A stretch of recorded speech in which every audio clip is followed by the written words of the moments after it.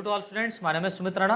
बेटा हम लोग यहाँ पर BSc first year zoology first paper की बात कर रहे थे और इसमें हम लोग क्वेश्चन आंसर देख रहे थे कि क्वेश्चन हमारे क्या क्या एग्जाम में आ सकते हैं 2020 में।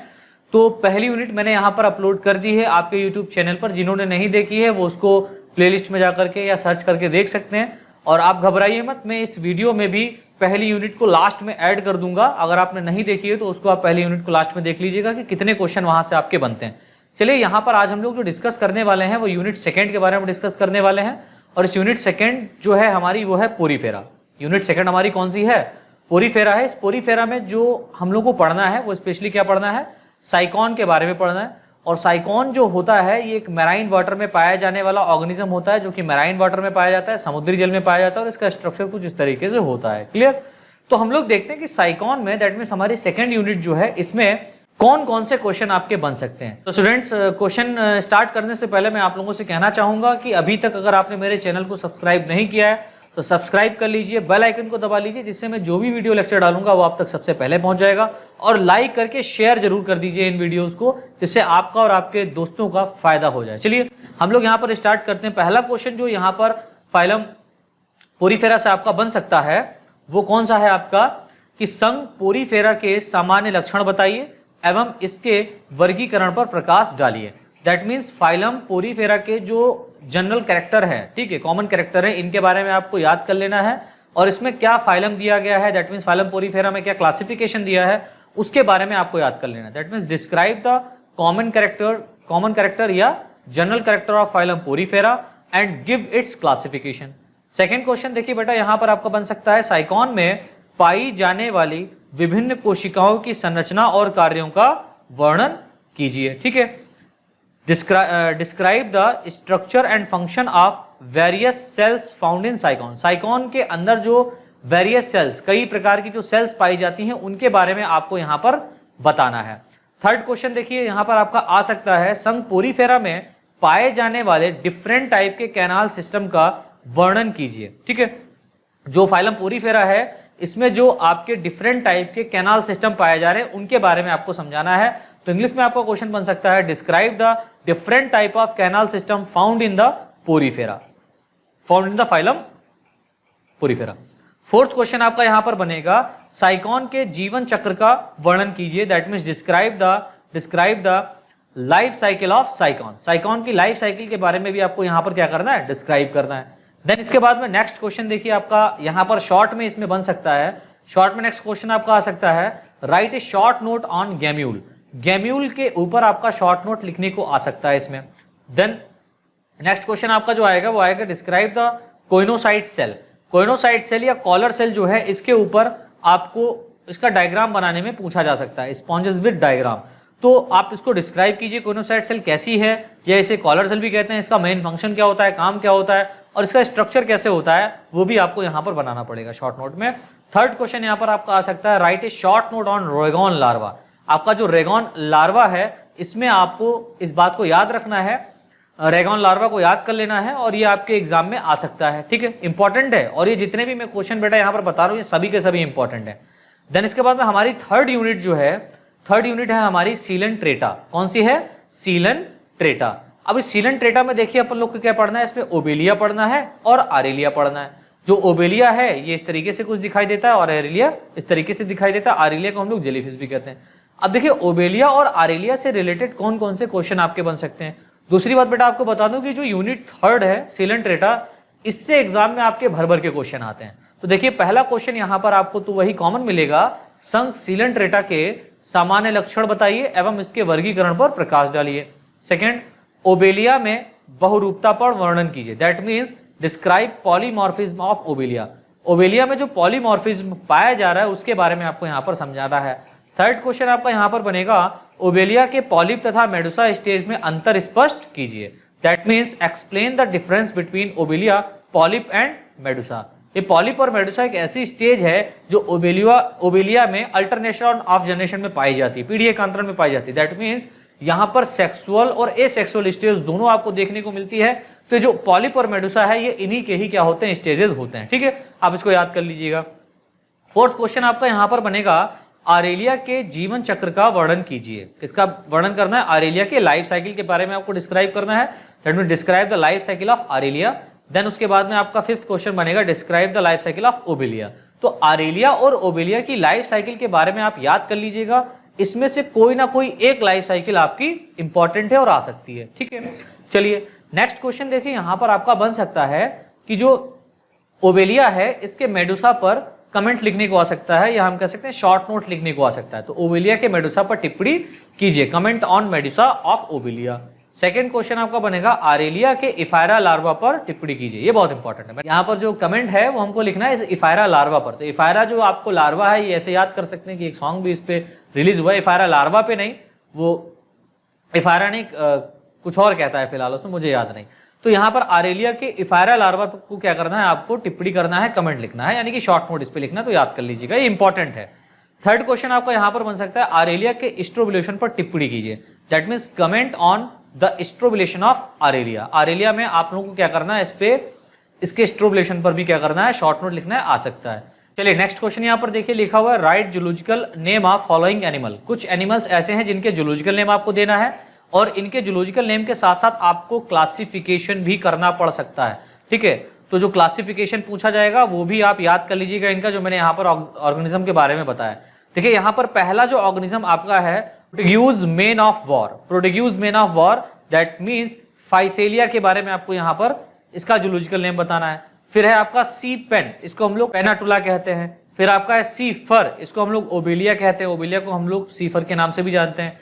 अगला आपका क्वेश्चन है मूंगा, मूंगा को हम लोग कोलेरियम भी कहते हैं, क्लोरियम के नाम से भी जानते हैं।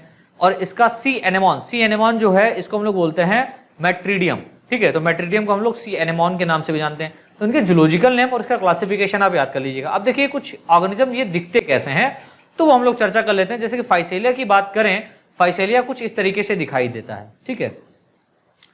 फाइसेलिया कुछ इस तरीके से दिखाई देता है, और इसका नाम जो यहाँ पर पड़ा हुआ है फाइसेलिया, वो इस कारण पड़ा हुआ है क्योंकि ये मैराइन में यानी कि समुद्र में अपने शिकार को कुछ अच्छे तरीके से करता है, अच्छे ढंग से करता है, एकदम अच्छे से करता है। आप यूट्यूब पर जाकर के देख सकते हैं इसका मेथड।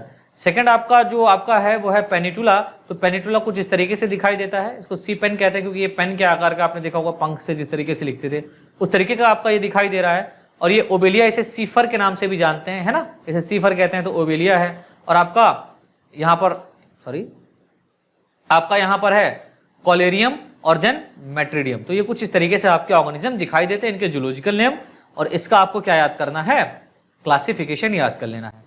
फिर देखिए हमारी फोर्थ यूनिट यहां पर है जिसका नाम है प्लेटीहेल्मिन्थीज। फोर्थ यूनिट में हम लोग को पढ़ना है प्लेटीहेल्मिन्थीज, और इसके साथ साथ आपको पढ़ना है निमेटोहेल्मिन्थीज। प्लेटीहेल्मिन्थीज देन निमेटोहेल्मिन्थीज के बारे में देखना है। प्लेटीहेल्मिन्थीज को हम लोग फ्लैट वॉर्म भी कहते हैं। क्या कहते हैं, फ्लैट वॉर्म, यानी चपटे कृमि, इसे हम लोग चपटे कृमि कहते हैं।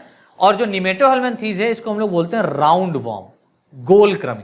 क्या कहते हैं, राउंड वॉर्म के नाम से जानते हैं, ठीक है। तो ये राउंड वॉर्म है, ये गोल गोल है, और ये आप देख रही है चपटे क्रम में फ्लैटेड है। चाहे हम फेशियोला की बात करें, चाहे हम टीनिया सोलियम की बात करें, चाहे फेशियोला हेपेटिका की बात करें, चाहे टीनिया सोलियम की बात करें, ये कैसे हैं, फ्लैट हैं, ठीक है। और अगर हम यहाँ पर एनसाइक्लोस्टोमा या एस्केरिस की बात करें तो ये कैसे हैं, राउंडेड है, ठीक है। तो यहां पर इन्हीं के बारे में हम लोग को देखना है कि इन पे कौन कौन से आपके क्वेश्चन बन सकते हैं फोर्थ यूनिट में। तो पहला जो क्वेश्चन यहां पर आपका बन सकता है वो है संघ प्लेटीहेल्मिन्थीज के सामान्य लक्षण बताइए, describe the common characteristics of phylum Platyhelminthes. Second आपका क्वेश्चन बन सकता है संघ निमेटोहेल्मिन्थीज के सामान्य लक्षण बताइए, ठीक है। यानी कि इसके भी आपको जनरल कैरेक्टर के बारे में याद करना है। देन थर्ड क्वेश्चन आपका बनेगा टीनिया के स्वभाव, वास स्थान, बाह्य संरचना तथा रोग जनकता का वर्णन कीजिए। That mean describe the nature, habit, describe the nature, habit, external structure and pathogenesis of taenia, pathogenesis of taenia solium. Then fourth question आपका यहां पर बनेगा फीता कृमि में जनन तंत्र का सचित्र वर्णन कीजिए। That means describe reproductive system of tapeworm, चपटे कृमि भी कह सकते हैं। फेसियोला हेपेटिका में बहुभ्रूणता पर टिप्पणी लिखिए, ठीक है।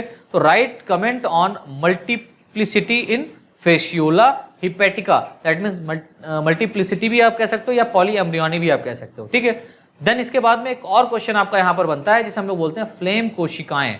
तो ये जो फ्लेम सेल्स हैं ये भी काफी इंपॉर्टेंट हैं और इन पर आपका शॉर्ट नोट आता है लिखने को। फिर इसके साथ साथ देखिए यहाँ पर एक और आपका शॉर्ट नोट में क्वेश्चन बन सकता है जिसका नाम है मिरासिडियम लार्वा पर संक्षिप्त टिप्पणी लिखिए। That means write a short note of miracidium larva. इसका जो लार्वा है इस पर भी क्वेश्चन आता है, तो miracidium larva is the important larva taenia solium का, और ये यहाँ पर आपका पूछा जाएगा। नेक्स्ट क्वेश्चन आपका है टीनिया के पूर्ण विकसित प्रोग्लॉटिड पर टिप्पणी लिखिए। यानी कि जो इसका प्रोग्लॉटिड है, जो वेल डेवलप्ड प्रोग्लॉटिड है, उस पर हमें क्या करना है, यहाँ पर कमेंट लिखना है। That means write short note लिखना है। Write a short note on mature proglottid of taenia solium. Then third question आपका बनेगा रेडिया लार्वा पर संक्षिप्त टिप्पणी लिखिए। दैट मींस जो इसमें रेडिया लार्वा बनता है टीनिया सोलियम में, उस पर भी आपका क्या आ सकता है, एक शॉर्ट नोट लिखने को आ सकता है। देन इसके बाद में आपका क्वेश्चन बनता है नर तथा मादा हुक वॉर्म में अंतर स्पष्ट कीजिए। That means explain the difference between male and female hook warm. ये जो हुक वॉर्म है, ये hook warm like ancylostoma, ancylostoma में आपको इसके क्या करना है, मेल और फीमेल में डिफरेंट क्या करना है, अंतर स्पष्ट करना है। चलिए हम लोग स्टार्ट करते हैं, देख लेते हैं बीएससी फर्स्ट ईयर में जो आपका जूलॉजी फर्स्ट पेपर है, और ये जो जूलॉजी फर्स्ट पेपर है बेटा, ये आपका एक्चुअल में लोअर नॉन कॉर्डेट इस पर डिपेंड है, लोअर नॉन कॉर्डेट पर डिपेंड है।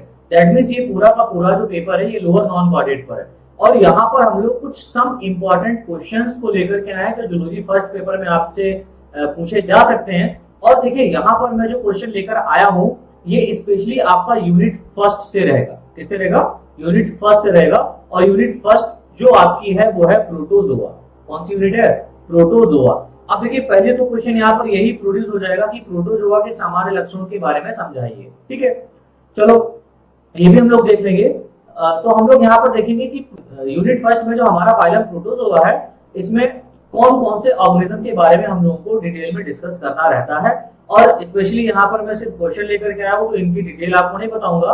यूनिट फर्स्ट मैंने अपलोड किया हुआ है, जिन बच्चों ने अभी तक नहीं देखा है वो प्लेलिस्ट में जाकर के आप सर्च कर सकते हैं BSc first year paper first, तो वहां पर आपको यूनिट फर्स्ट पूरी अपलोड मिल जाएगी। तो यहाँ पर यूग्लिना के बारे में पढ़ना है, मोनोसिस्टिस के बारे में पढ़ना है, और बेटा पैरामीशियम के बारे में देखना है। क्लियर।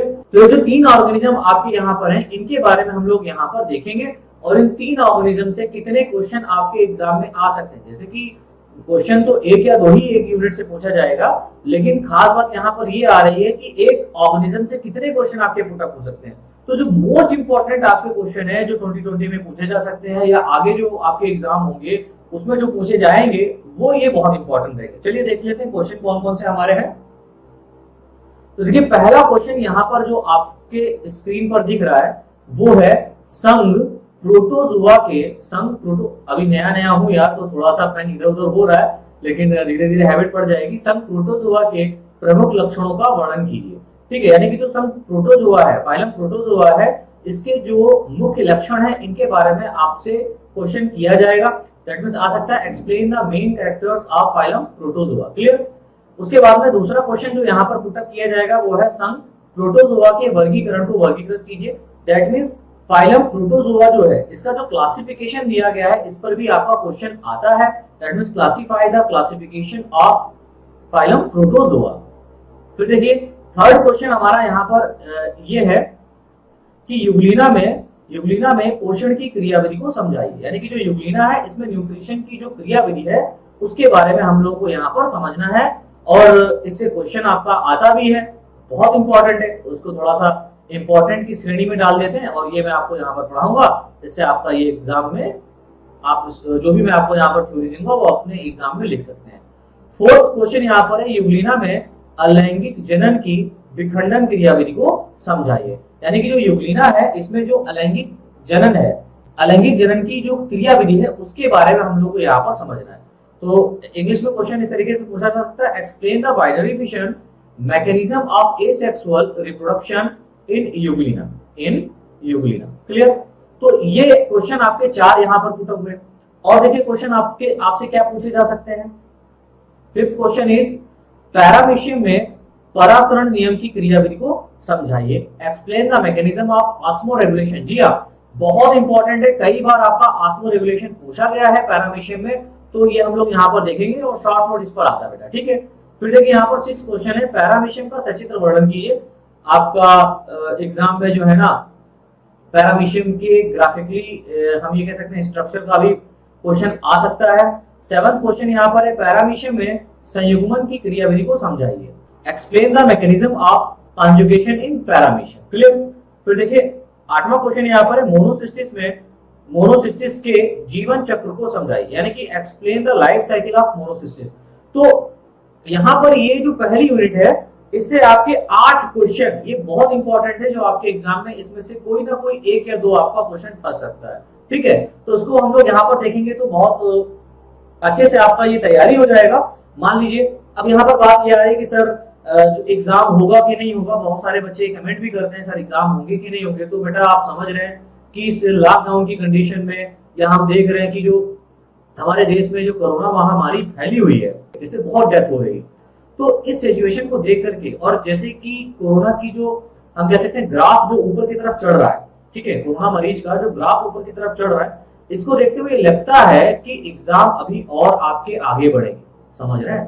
तो इसमें तो आप बिल्कुल ये कहिए मत कि सर एग्जाम होगा कि नहीं होगा। ठीक है, इस तरीके से स्टूडेंट्स हमारा ये पेपर फिनिश होता है। तो आशा करते हैं आपको काफी पसंद आया होगा वीडियो। यदि पसंद आया तो प्लीज चैनल को सब्सक्राइब कर लीजिए, बेल आइकन दबा लीजिए, जिससे मैं और भी आगे आने वाली है वीडियो उसी तरीके से अपलोड करूंगा आप तक सबसे पहले पहुंचेगी।